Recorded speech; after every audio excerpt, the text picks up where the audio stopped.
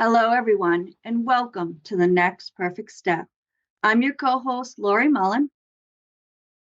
I'm your co-host, Kim McStay, and this podcast is set up so that people can come. It's kind of a community-based platform, and people can come and learn and share their thoughts in a safe environment. Right. Good. I am your co-host, Laurie Tremblay, and we're so happy to have you with us listening today. And we have a wonderful guest, Juliana Sloan from Santa Fe, New Mexico. And she's going to tell us about her career as a shamanic healer, a hypnotherapist, Buddhist teacher, and other things that she's involved in. So we're excited to learn more about you, Juliana. Welcome. Thanks so much for having me. It's wonderful to be here. I already feel like hanging out, having coffee with a group of friends. So it's really lovely to spend this morning with you. Great. So what kind of brought you to these modalities? They're so deep, right? And diverse. Mm-hmm. It's a great question. And, honestly, it's a kind of a lifelong winding path. I was always from, as long as I can remember, very spiritually curious. I was a very sensitive, very imaginative, very creative kid. And had some very deep meditative experiences even as a young child that I, didn't have the language for yet. I didn't have the words to exactly say what I was experiencing until many years later when I began going on silent meditation retreats. And all of a sudden, some of the deep states of concentration that we were fostering in meditation, I was having these vivid memories of like, oh, that's what was happening when I was a little kid. And I was noticing the thoughts and I was, seeing the insubstantial nature of what was arising and passing in my experience. And so some of it really is this sort of baked in. I do feel like there is a level of just this is who I have always been, and it's been a process of deepening into that. And then, of course, like most people who end up dedicating their life to Buddhist practice, to healing arts, you usually don't get there if everything in your life is going absolutely perfectly. I had a number of experiences of trauma as a younger person and really came back. I experienced and explored meditation and chanting and all different modalities when I was a teenager. And I circled back around it a little bit later in my 20s after a significant trauma. And the sense really was there has to be something more, something deeper, a better way to be living my life than, clocking in at a meaningful but stressful job that I was, in the throes of burnout with. And over years, it really did feel like one door after another opened. I began with Buddhist meditation. I've been a Buddhist meditation teacher for 10 years. I stumbled into shamanic journey work and hypnosis. A friend invited me to a workshop and I was hooked. It did such wonders for my own life, particularly around healing attachment wounding. I was completely amazed that it changed my relationships and made it possible for me to be, with myself and with others in a much more free, much more secure, much more grounded way. And over time, after really exploring all of these modalities deeply for myself and my own healing, it became really clear that this was something that I wanted to be able to offer to others. Could you explain the attachment wounds a little bit more for our audience? Absolutely. For folks who aren't familiar with attachment styles, there are a number of different attachment styles. There's secure attachment, which means it's possible to have a very comfortable, securely connected relationship where there can be rupture and repair, and it doesn't feel particularly threatening. This is one subset of the population, but not surprisingly, most of us, many of us, may not have gotten the exact attunement that we needed when we were young. So that sense of an easy, trusting bond is maybe a little bit less available. I myself identified with anxious attachment, and I can track a lot of that back. You know, I was born almost 12 weeks premature. So I spent 3 months of my very first days of life in the NICU in an incubator. This was the early 80s. So honestly, it's miraculous that I'm here. You know, this sort of stuff happens now and it's not a huge deal, but you know, back then it was something. It really was something. And because of that, and because of a number of other early experiences, I had a lot of anxiety. I had a lot of fear of abandonment. And with that, often we repeat the same patterns that we choose. I found myself, like many of my clients do, then selecting relationships that mimicked that early feeling of scarcity or abandonment or unavailability. And so for myself, I found myself repeating that cycle over and over and over. And I had done therapy. I had done so much inner work. I understood it intellectually to a T. I could talk about it. I could feel it, but I couldn't change the pattern. And that's really where the shamanic healing work and the hypnosis came in. And I was amazed at what an impact that made.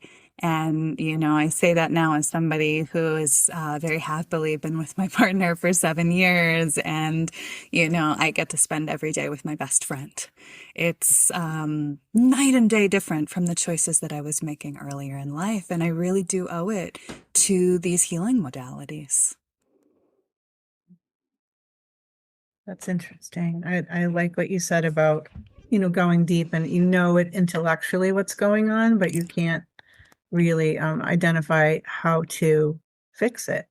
Yeah, And absolutely. I too went, did some shamanic journey, and I think that was one of the most powerful things I've done, because I remember the journeys, I remember the lessons, I remember the medicine that came through those journeys, and I just think it's an amazing process. I haven't personally experienced hypnosis, but I would certainly be open to that. Yeah, absolutely. It's you know, part of, I would say the majority of my clients, they come to me because they say, you know, I get it intellectually. I've done a lot of work around it already, and I know that there's something deeper. And as you know, the shamanic work can really bring us deeper. The way that I practice as a shamanic counselor and practitioner is not that I am offering healings or performing healings on someone. I'm teaching them to journey and to become their own healer. You know, this is another layer of, you know, how do we place as much agency as possible into the hands of the people that we're working with. And, you know, the forms of hypnosis that I use, honestly, there's a couple modalities I choose from. One actually incorporates shamanic healing. That one is called depth hypnosis. It is a modality that was created in the 90s by Dr. Isa Gucciardi, and it brings in shamanic healing, hypnosis, Buddhist wisdom, transpersonal psychology, and it actually really helps people use those tools, but in a very contained, very supportive way. So if you're somebody who maybe is interested in having a shamanic experience, but also feels intimidated by it, it's a way to really get in there and begin working with guidance in a way that feels a little more accessible. I feel like in some ways it's a, you know, secret backdoor into helping people discover shamanic work, without having to, you know, be wearing the mantle of like, oh, this is, you know, capital S shamanic work, and that has some meaning or connotation to them that might just feel a little intimidating or a little, out of the norm for them. The other types of hypnosis I use are more integrative, really based on neuroplasticity, on habit change, on actually using metaphor and symbol and archetype and story to rewire the brain.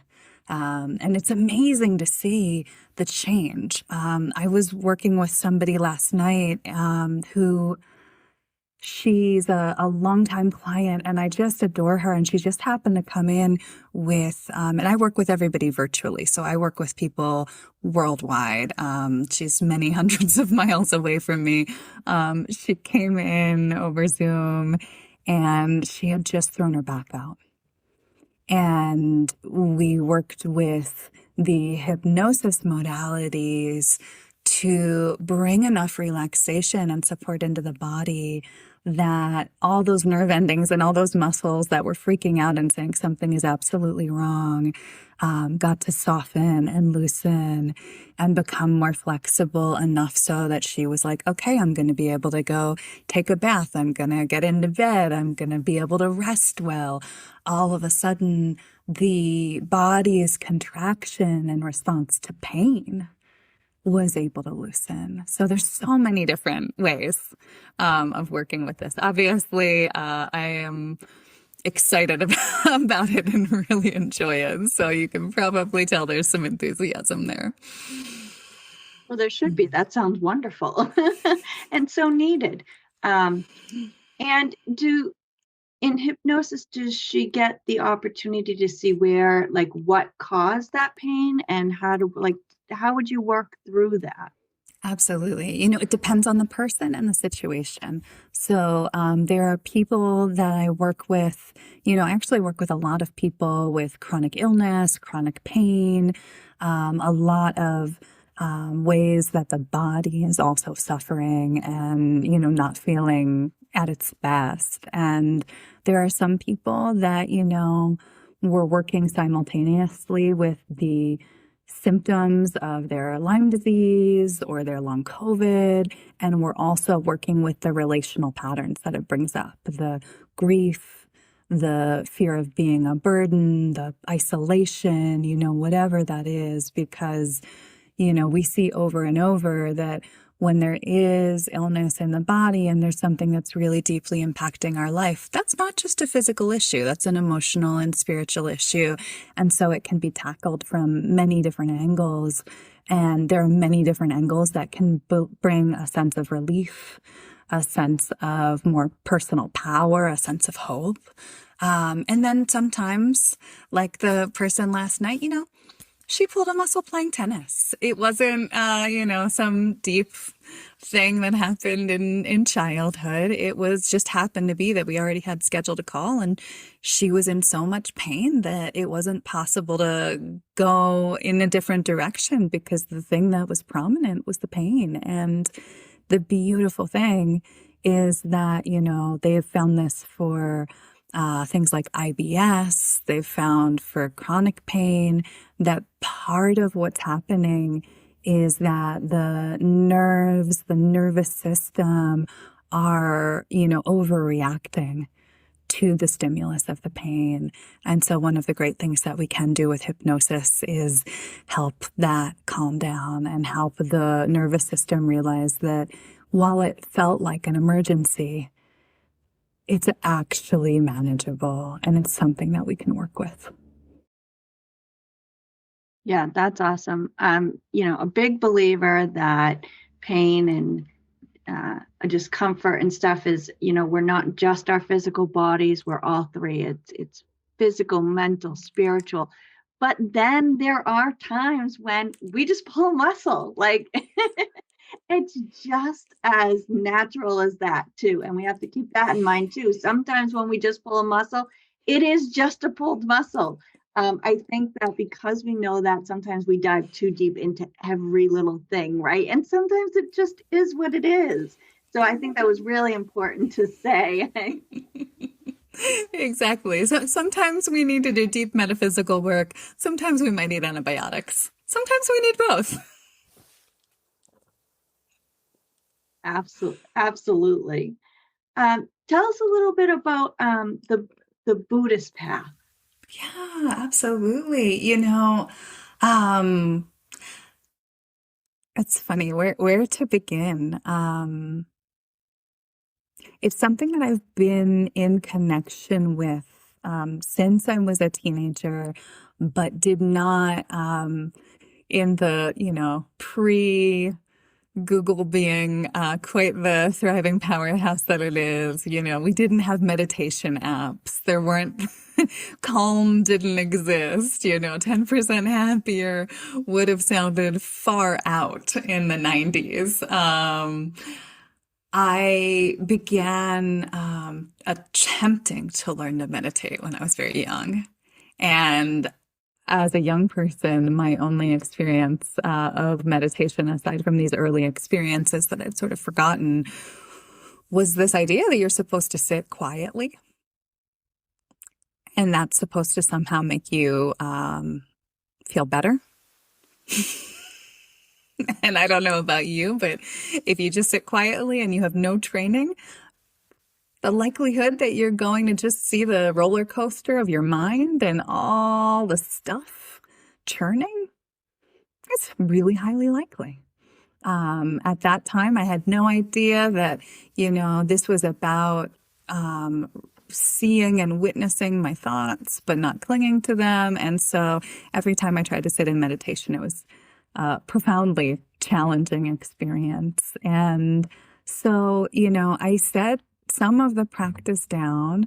I studied religion. I was deeply, deeply moved at 18 when I first read the Buddhist precepts, which were around, these are vows that we take to not cause harm. So to not kill, to speak truthfully, but with respect and kindness, to not cause harm with our sexuality, things like this. That, the first time I encountered this sort of thinking and the idea that the way that we behave in our life, it impacts other people, but it also impacts our ability to sit and be comfortable with who we are. It was really a groundbreaking thing for me. Most of the people in my life, there was a lot of alcohol in my family of origin. There was a lot of mismanaged emotion. There was a lot of times where I could see, oh, wow, if other people were following these sort of guidelines, we'd be living in a really different world. So there was a kernel there that was sort of a little seed set in motion, set into the ground. But it wasn't until a little bit later that I dove deeply back into practice, going to meditation groups regularly, sitting silent retreats. Eventually, I became the manager of a meditation center for a number of years. And I really fell in love with the practice. And, both on a pragmatic level, being on retreat, being in silence, allowing myself space to really feel, really be present, really show up for myself was absolutely powerfully transformative. But also some of the Buddhist tenets and philosophies became such a guiding light for me.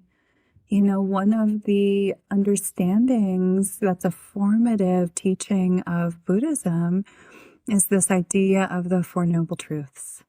And the first noble truth is the fact that there is stress and suffering and difficulty, that it's part of being human. That's not actually wrong. That we are going to encounter struggles. We're going to have ruptures in our relationships, or we're going to have bad days, or we might experience illness or an accident or a loss, and that's normal. And of course, the truths go on to say that the suffering happens, but that the greatest aspect of our suffering isn't, the job loss or the illness or the break in a relationship. It's actually how we react The fact that we will grip so tightly to the way that we think things should be and want things to be. You know, the phrase, the rope burns of clinging, like you're holding onto this rope and it's being pulled from your hands. That the tighter we hold on and the more we try to force our very constricted agenda on what's actually unfolding in reality, that we tend to suffer. You know, and of course, the Four Noble Truths offer hope. They say there's a way out of this. You don't have to suffer like this. And here's a path forward. And part of what I really loved about that is it's not just go meditate.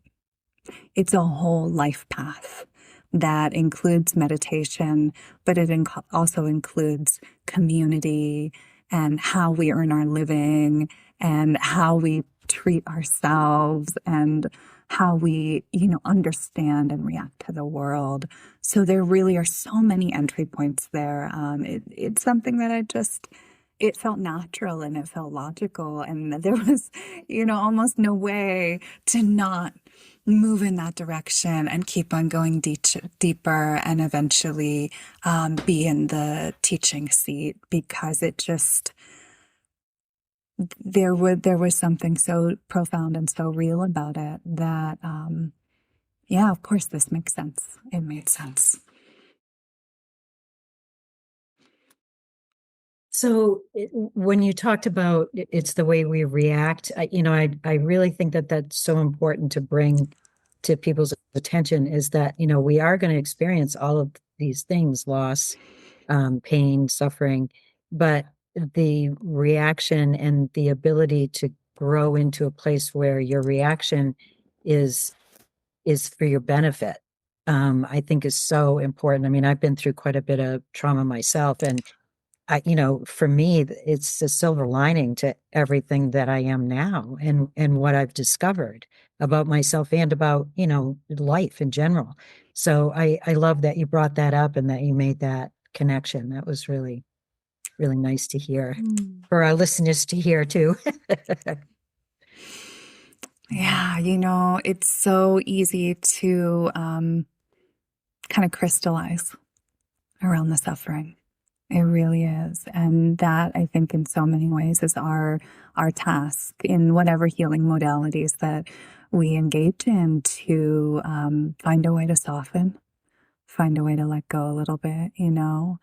There's this quote from Pema Chodron, who's a Buddhist teacher. Pain is not a punishment. Pleasure is not a reward. And I carry that with me because it goes against so much that we're taught in our culture. That if you're feeling good and maybe you've got some money and you're popular or whatever it is, you got the car or the relationship or then that fancy job, that somehow you're good. Somehow you're being rewarded. And I think these days we know that a lot of it is luck. A lot of it is the systems that we live under that make that easier for some people over others. And part of our task really is to keep on coming into that realization that, you know, if something bad happens, it's not because we're wrong. Yeah, that reminded me, I heard a quote the other day, amazingly enough, from Jim Carrey, but he said that I wish everybody in the world got everything they ever dreamed of to know it means absolutely nothing.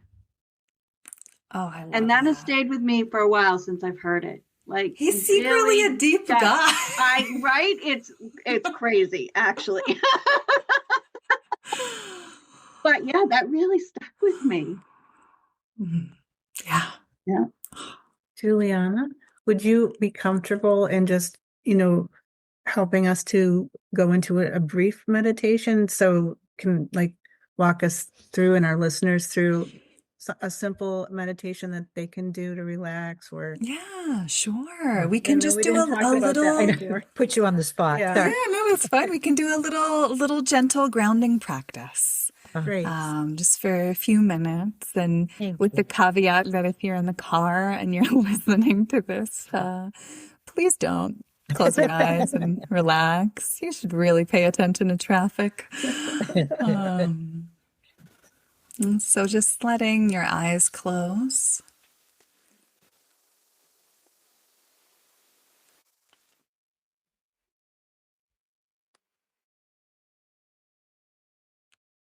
And I'm deciding how we're going to mix this up. We might bring a little bit of hypnotic vibe into it too. Yeah, so just letting yourself sit here and placing your palms on your lap with your palms facing the ceiling.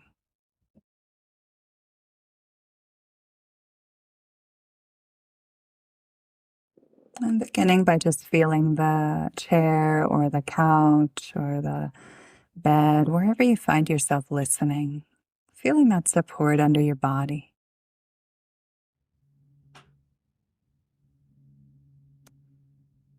And just beginning by turning your attention to the palm of your right hand. And imagining that you could just rest your whole mind, all your attention, all your awareness right there in the palm of your right hand.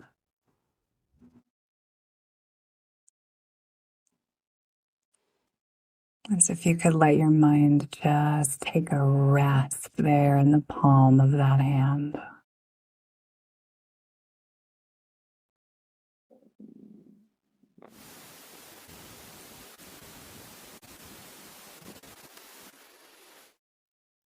And then sliding that attention, that mind up into the inside of the right elbow, that soft, kind of cradling space, letting the mind rest in the inside of that right elbow.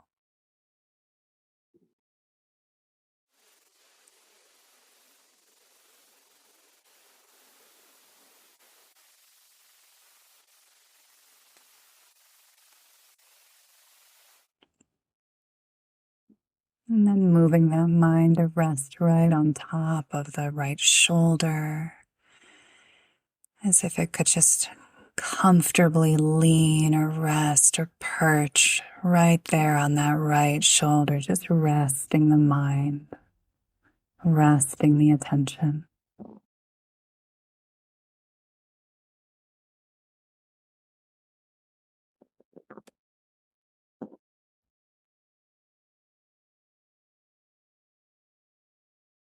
And then sliding it over to the left shoulder, and maybe you notice that resting the mind on that left shoulder feels a little different.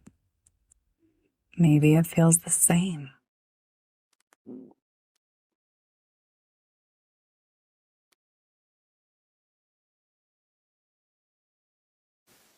And then letting it slide down into the inside of that left elbow, cradling the mind, the awareness, the attention there in that left inner elbow.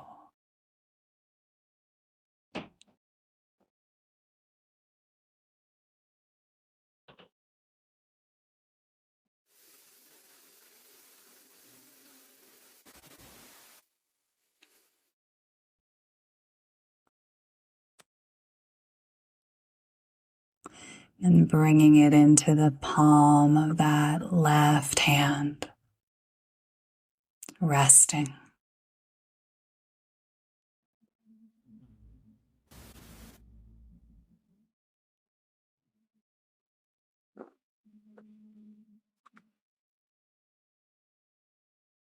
And then over into the palm of that right hand.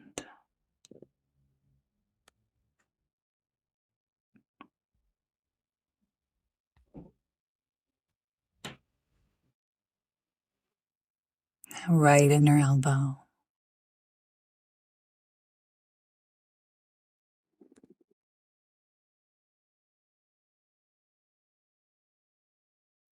Right shoulder.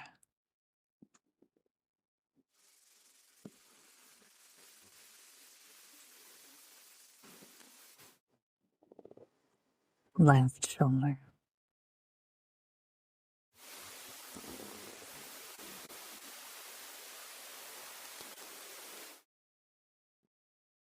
down to that left elbow.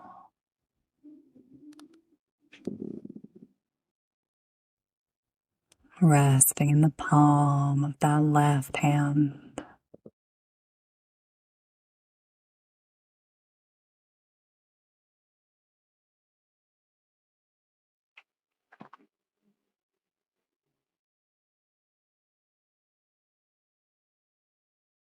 And one more time to the palm of the right hand.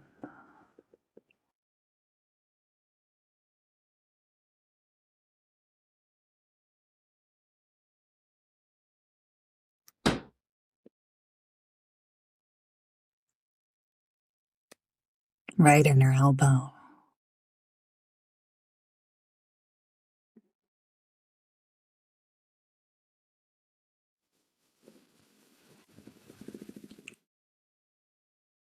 Right shoulder.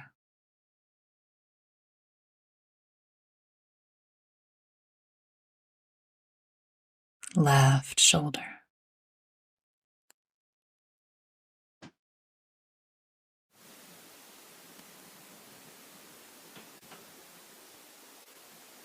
Left inner elbow.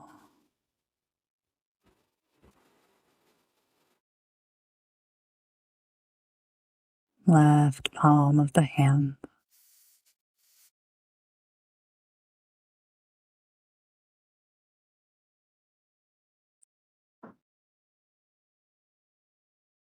And then just expanding outward to feel your whole body resting here, breathing.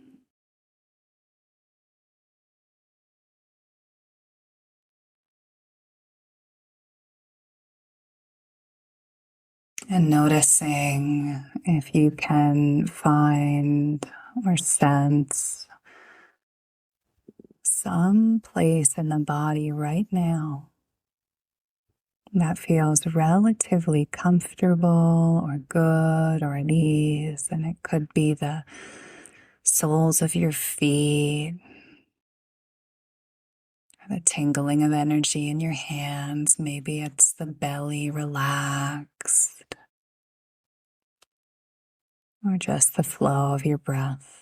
Just letting yourself land on some place in your embodied experience that feels pretty good or pretty easy.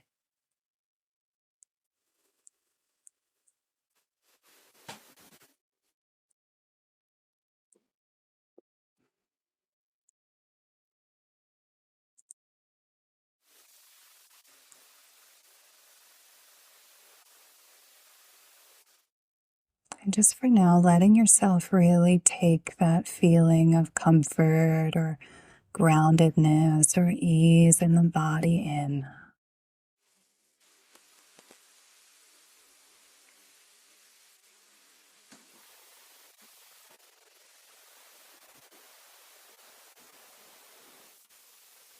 Almost like you could allow it to get a little bigger or more expansive and just suffuse the whole body. It might feel very gentle, or it might feel more pronounced. There's no wrong way.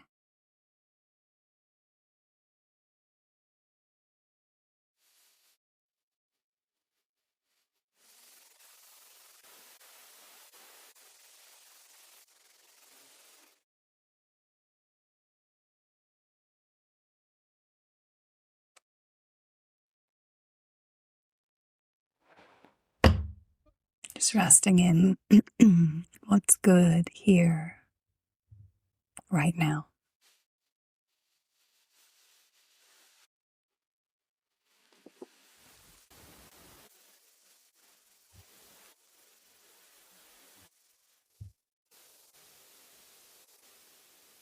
And then when you're ready, you can just stretch a little bit and come back into the room.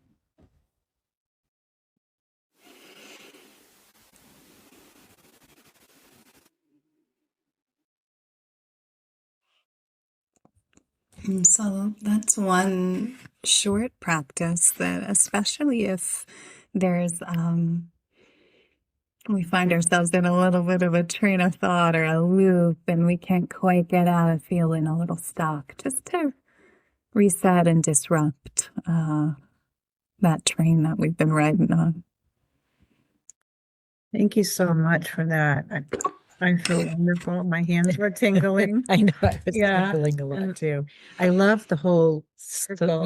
this whole spiral approach. to it. That was Yeah, really- and that's a little mini hypnotic induction right there. And part of the reason that I love pairing hypnosis and meditation actually is that some of these tools of dropping into deeper trance-like states, they're so conducive to meditation, especially for people who are like, I can't meditate, my mind is so busy. If we help ourselves along a little bit, we can drop in so much deeper, but we just need to have the right tools.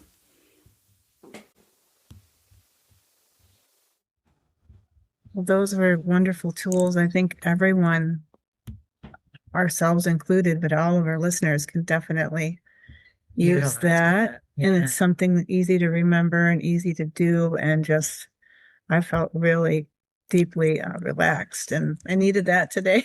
And I we love could all how you- use it. I loved how you put the mind, resting, because it is hard for people to disassociate from all the chaos and commotion. And that's just a nice way of saying it's okay for this mind to be there and thinking, but let's just let it rest. I loved that. Yeah. That was just really beautiful. I'm so glad that that was supportive. I mean, this really is that place where, our mind, it responds to metaphor and imagery in such a powerful way that, we could tell ourselves, oh, just relax. Over and over and over and over. For those of us who've been very sensitive for our whole life, we've probably been told, oh, just relax. But when we actually give the mind something to do and give it a metaphor that it can actually utilize in service of that relaxation, even if it is just like, taking the mind and resting it there. Or, what if it was that red hot burning in your headache? What if it turned to something that was blue and cool and a little more spacious? And there's something that happens here, as simple as it sounds, but 95% of what's going on for us is unconscious. There's only about 5% of our thought, behavior, action, activity that's at the conscious level. And that unconscious speaks in metaphor and image and story. And so there's something there that we can really partner with that 95% that's unconscious to rewrite the patterns and rewrite the stories. That's really interesting. And I think I agree with that, because I've heard that it's the tip of the iceberg, is most of it's underwater. But I think you're right about story is something that we really powerfully can relate to. And ancient cultures, indigenous cultures all use story, right, for teaching their families and their tribes. So Exactly. thank you for bringing that up. Laurie, did you have anything that resonated with you? Well, it was just deeply relaxing, and I loved every minute of it. So thank you. Oh, I'm So so I glad. Wonder how people could work with you further, what you offer and where they could reach you. Absolutely. I do deep one-on-one work with people who are looking to change patterns, make a shift in their life in some way.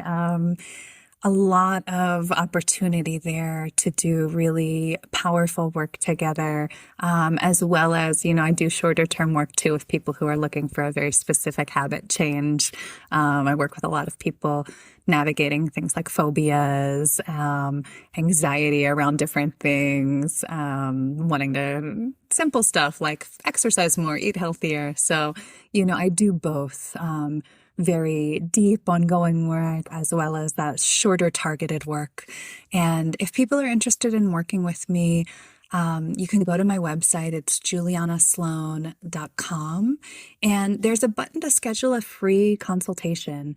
That's just a 30-minute call where we can get to know each other. Folks can see if it feels like a good fit. They can ask any questions that they have, get a better sense of, okay, like, yeah, does this feel like a good fit? Can we make some changes together? And so that's one great option. I also teach meditation a lot online. I must admit, I'm loving the Zoom era where I can teach in Arizona one day and in California the next. Actually, tomorrow I'm teaching in Arizona and California on the same day. So there's also a link on my website that's just says meditation. And so there's usually a calendar of different events if people just want to come and meditate together as well. So there's a couple different entry points to be able to connect. Yes, and so needed. I highly recommend. I mean, after that little meditation, I feel so much better. So I can't imagine what a whole meditation would be like. I think it would just be wonderful. Well, I want to really thank you for being on our show today and sharing with our viewers the many ways that they can work with you and the great work that you're doing. I mean, number one, just everybody needs a reset on our nervous system. So, I mean, that was just wonderful. So I want to thank you very much. Laurie or Kim, did you have any last words? No, just great appreciation for you being on the show today. It was very inspiring. Feel the same way. Thank you for gracing our day and our life. Oh, thank you so much. This was such a treat to start. I mean, it's morning for me still. You're about in your afternoon now, but it was such a treat to be able to have this be the first thing of my day. So really, thank you so much for having me. This was a joy. If you've liked this episode as much as we have, please like, share, and subscribe. And until next time, how is your intuition leading you to the next perfect step?